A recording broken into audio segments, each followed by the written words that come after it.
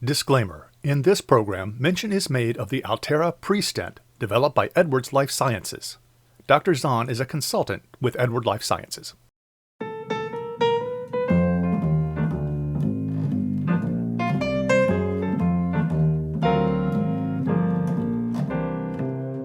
Hello, I'm Bruce Gewirtz, Surgeon-in-Chief and Vice Dean for Academic Affairs, and I'm here today with one of the leading pediatric cardiologists in the country and head of our congenital heart program, Dr. Evan Zahn. Evan, welcome. Thank you, Bruce. It's a pleasure. Tell us a little bit about your background. Where were you born and raised, and how did you end up getting interested in medicine? Well, I was born and raised in the same house that my family lived in for about 40 years on Merrick, Long Island. It's on the South Shore in New York. My parents were typical post-World War II young kids who fell in love and stayed married pretty much their whole adult life and raised us in that house. I come from a family with virtually no people in the medical field. My mom was a stay-at-home mom. My dad was a teacher, and they didn't know any doctors, but like good traditional Jewish kids from Brooklyn, my mom started introducing me, I hear, as a young baby, as my son, the doctor. And that's actually true. I've heard it from every relative I've ever had. So I guess somehow that got embedded in my psyche. And I can't remember, honestly. I honestly can't remember thinking I was ever going to be anything else. So maybe they just brainwashed me. I was always interested in science. It was the one subject that seemed to come pretty easily, relatively, for me. And there was just always going to be medicine for me. Orthopedics, to be specific. I was going to be an orthopedist.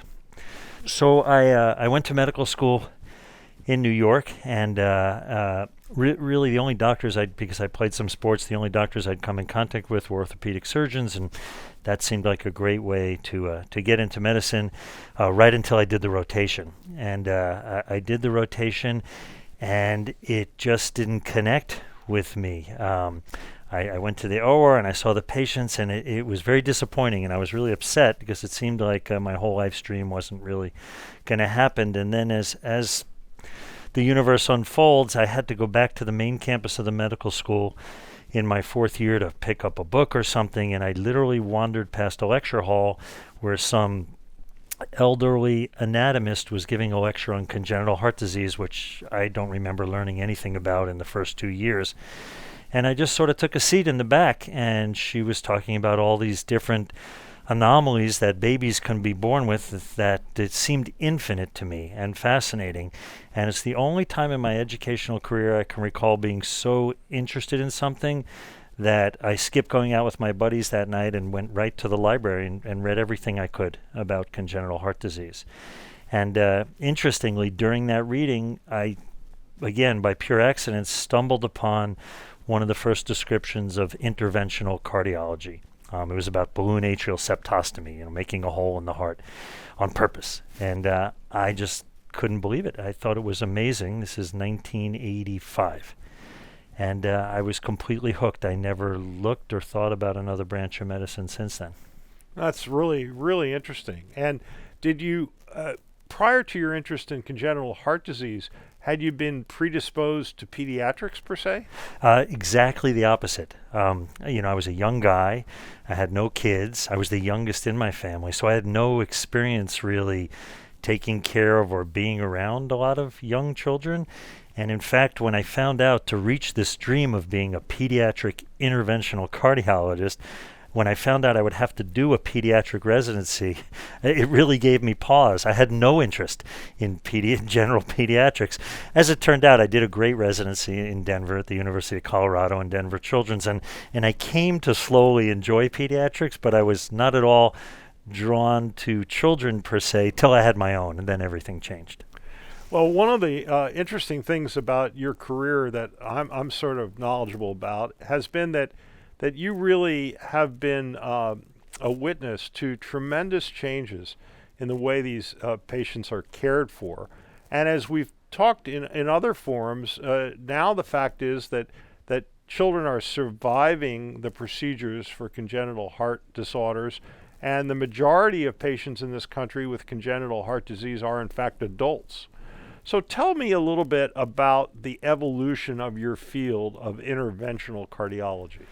Yeah, I feel like I've lived the expression life is timing just because of the time I happen to be coming into this field. I've really gotten to really watch this whole progression throughout the 30 plus years that I've been doing this. So as you mentioned, the biggest change, I think, has been overall survivability and quality of life. When I started studying this in the late 80s, a lot of the diseases we now consider should be 100% survival and 100% success were very iffy. And there's just been, over these last 3 or 4 decades, such progression in surgical techniques and pre- and post-operative care and anesthetic techniques, technology that we can treat patients with, that it's just been overwhelming to see that now we, as you say, we have a greater than 98% success rate, and most of our patients, the vast majority, live to adulthood. In terms of intervention, I really came in at the very beginnings of that. We didn't have nearly the tools or technology we have now, and to see the innovation and primarily the miniaturization. We deal with small people. When I first started in the 80s, most of our interventions were really restricted to older children, teenagers, young adults, just because of the size of the catheters, and the few devices we had were so big and so bulky. When I lecture, I always show a slide of sort of the progression of cell phones or computers or any of the, and how small things have gotten. And well, I think interventional cardiologists have taken that to the next level, to the point where now, on a routine basis, yesterday, we'll treat a 550, 600 gram premature infant with transcatheter techniques at the bedside. And we've developed those kinds of techniques in this last 30 years, and it's been amazing to be part of it. So for our audience, let's talk a little bit about just a great example in your experience of a severe cardiac anomaly that, as I know, were previously 25-50% mortality, and how that's changed and how exactly you accomplished that. Yeah, so there's a lot of examples. Let me use this one. There's a cyanotic disease, a baby that's born blue, with something called pulmonary atresia. And that's when the valve that connects the right ventricle to the pulmonary arteries, to the lung arteries, doesn't get formed. Instead of a valve that opens and closes, it's just a plate. And those babies, without treatment, have 100% mortality in the first few days of life. You can't live if you can't pump blood into your lungs. When I started training in the 80s, that lesion was 100% a surgical lesion, and I trained at one of the great centers in the world up in Toronto. And the mortality for that lesion, which was a specialty center for that particular disease because so few places could carry it off, and the mortality was upwards of 25-30% back then, just because the babies were so sick and so hard to take care of, and they needed an open heart operation on bypass in the first few days of life. And getting those kids through with 80s technology was just nearly impossible. Over the years, we've transferred that particular disease to an interventional disease. So the babies are born with the same problem, but they're stabilized now in the neonatal intensive care unit, and instead of going to the operating room, they go to the catheterization suite. And instead of a surgeon having to open the sternum, put them on bypass, and then open that pulmonary valve, reverse all of that, and send this very sick baby back to the ICU, we're now able to position a catheter just through a tiny 4 French sheath in the leg. We drive that catheter under that plate, and using radiofrequency energy, for just a second, we just burn a small hole in that plate. We put a 14,000th of an inch, a very tiny guide wire across it, and just balloon it and open it up. And that's the whole procedure. And we take out the catheters and we put a Band-Aid on the leg, and for the most part, those babies do great. Now sometimes, or oftentimes I should say, those babies are left with regurgitation or a leaky valve. We've opened it so there's no more blockage and they can survive, but they're going to need a better valve as time goes on. Used to be, same thing, 80s, 90s, early 2000s, those babies all had to then go for another open heart surgery to have that valve replaced. But the overwhelming majority of those babies at this point at our institution, when they grow, we just go to the cath lab and use one of the many transcatheter valves that we've helped to develop and test out here. So I tell parents now, when we see these moms pregnant in utero with this diagnosis, your course is likely to be one catheterization when you're a baby to open the valve, one catheterization perhaps when you're a school-age child or a little older to put in a new valve, and then we'll see. But it's possible you'll never need open heart surgery. So that's just one example of many of how it's changed. That is just really remarkable. And the thing that's so remarkable, and if you could give our audience a sense, is how big, in terms of some fruit or vegetable, is the heart when you do that first procedure? Yeah, depending on the size of the baby, about the size of a good-sized walnut or a small plum, let's say, but small. Typically the size of the baby's palm, so little.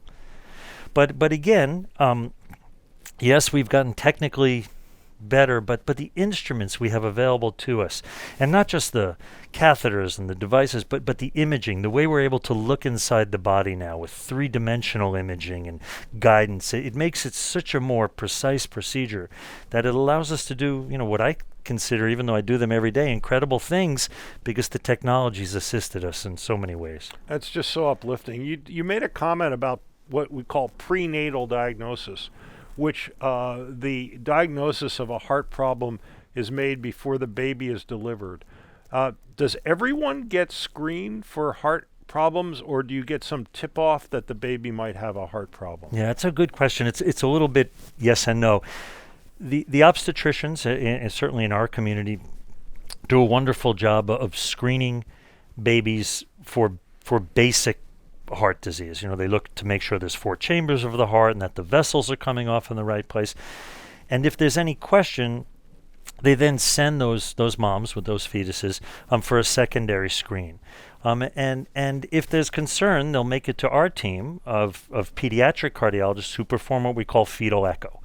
This could be done accurately anytime, I believe, after 14 to 16 weeks gestation, so very early in pregnancy, and do a full assessment of all of the heart and all of the great vessels. So it's not unheard of, but it's so uncommon these days for us to have a baby born that is completely undiagnosed. In other words, most babies born, and this varies somewhat by community, but in Los Angeles, the overwhelming majority of babies who are born with congenital heart disease, we know what the baby has, we're prepared to treat what the baby has, and equally important, the parents have been counseled during the pregnancy so they can ask their questions and sort of get their head around what they're facing, which for the most time, as we've said, is 100% treatable, but it's still very much a shock if you find out the day your baby's born. So that's a situation we like to avoid if at all possible.